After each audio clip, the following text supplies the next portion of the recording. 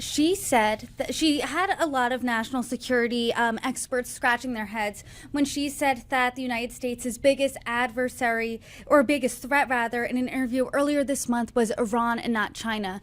What's your opinion?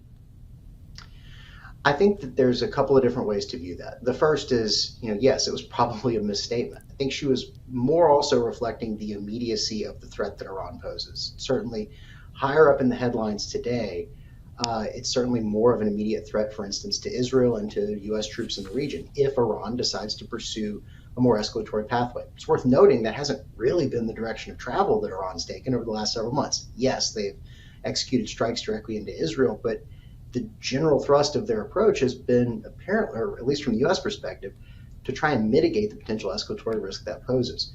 I think ultimately that's the kind of misstatement that you might expect from a campaign that does not have the depth of foreign policy expertise.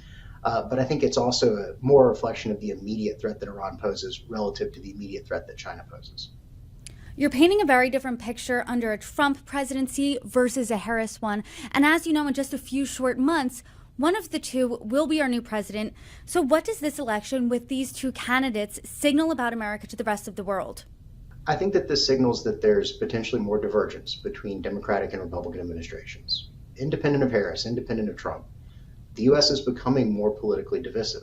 It's becoming a farther spread between your average Republican and your average Democrat. It's not one party's fault either. This is a long-term trajectory. It's something that you've seen increasingly extreme policy proposals from both parties become the policy center of each party.